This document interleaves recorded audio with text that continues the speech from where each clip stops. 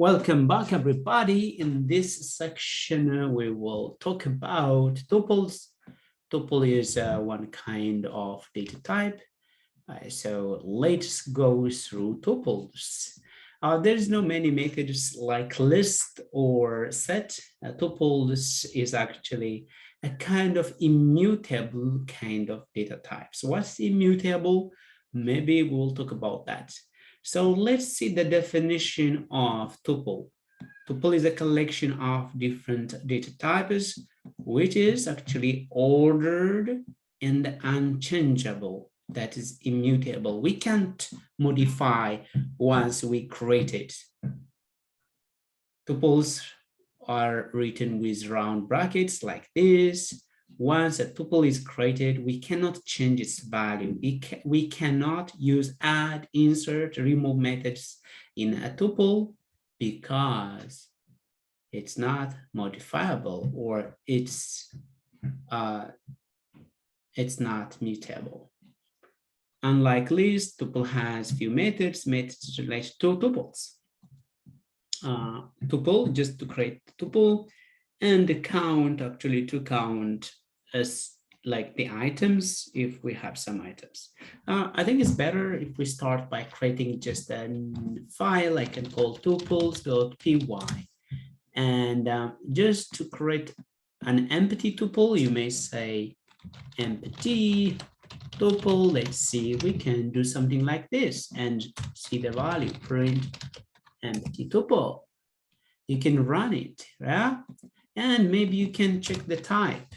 What's the type? Type and empty tuple, because it's very good to use type sometimes when you don't know what data type that. So actually this is a tuple, and we can also create an empty tuple like this, tuple like this. And again, now if you check, it's the same. Now we know how to create an empty tuple, but maybe I think I can follow this material. So we can create tuples with some items. And now let's see the fruits.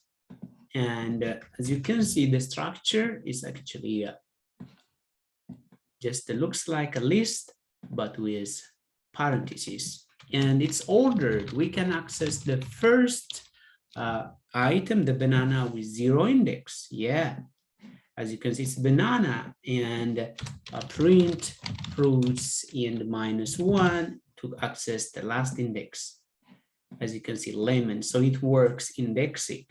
Can it also work? Just let's print fruits, and maybe if we have another banana over here, banana, as you can see, of course, it allows also duplicates, yeah? Maybe an apple at the end, or maybe guava. So the last item is actually guava, but we have still, as you can see, duplicate items, banana over here and banana over here. Yeah, but we can't add items once it's created. Yeah, as you can see, we can use this, the 0 indexing, 0, 1 to 3, or the negative indexing, -1, -2, -3, -4. And we can access using like the index. We can also do slicing. For instance, if I want to slice out, starting from here, from a mango. So I can say fruits, and then I can slice starting from 0, 1, 2, that's the mango, 2 to the rest, 2, and then I should say sliced out of, yeah, mango to the rest, yeah? Or maybe orange to banana, and I can say fruits, and the orange is located at 1, 0, 1, 2, 3, 4, 5. Because it doesn't include the last index, so 5, this will allow me to slice out these items. And let's see, as you can see, orange, mango, banana, lemon, orange, mango, lemon, and banana. Great. And then there's this method count, print fruits, and then count the number of banana. And how many bananas do we have? 1, 2 bananas. So I'm expecting the value is 2. And another method that I saw index to find the index of a specified item. We can also use item. For instance, I see lemon 0, 1, 2, 3. The index of the lemon is actually 3 fruits dot index and then lemon. So I should get 3. Yeah, great.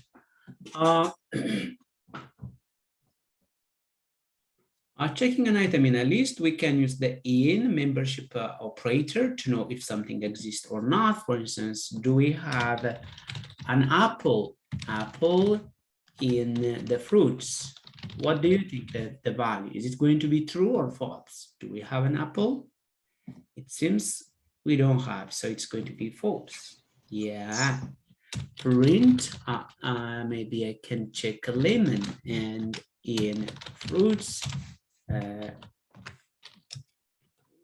yeah, let's see what we have. Lemon, it seems we have it, and it should be true. Okay, joining tuples. Joining tuples is so easy. As we can see, it's you can just sum together, and you can see the. Let me first show you. We have tuples of fruit and tuples of vegetable, and fruits and the veggies, and veggies together, fruits plus veggies together. And then if you print out the fruits and the veggies together, actually,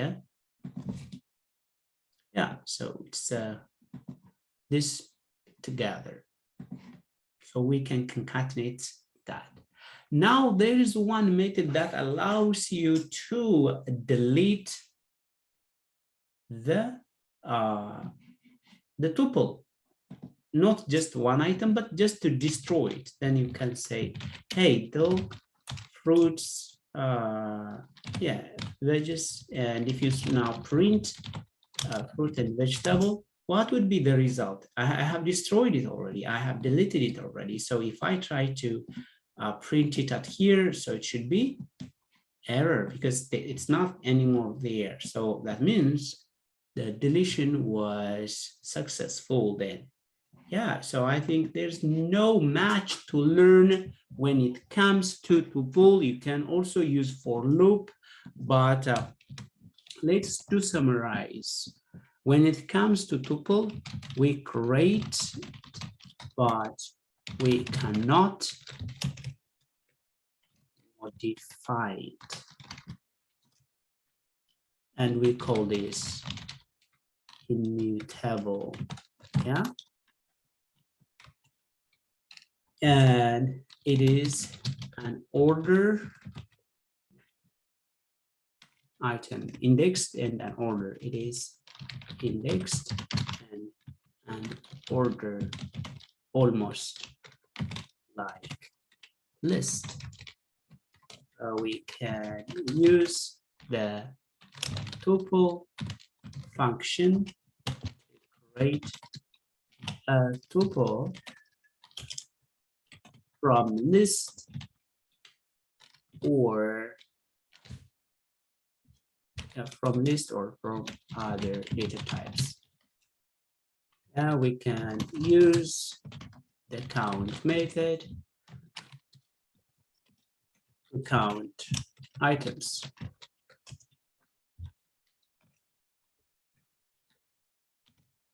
We can completely delete using the delete the tuple using the del. Yeah, and we can use 0 or negative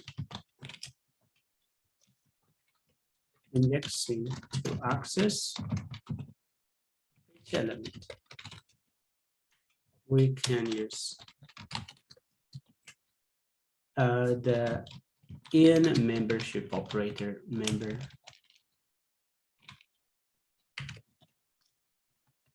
membership operator to check if an item exists. What's the benefit of tuple compared to list? Yes, I will come to that. And what else? Yeah, because what's the benefit of tuple compared to list? When should I use tuples? Yeah, you use tuples. You use tuples if you have a fixed set of items. Yeah, so if you have a fixed set of items, there's no need. And in terms of, I think, efficiency, memory efficiency, this tuples is very good because it's fixed and it doesn't grow. So you use tuples. But list is actually very mutable. Did I say mutable? Yeah, list is mutable and you can mutate it. Okay, I think this is good enough, but maybe for fruits, actually for item in fruits and vegetables, you can also iterate like this.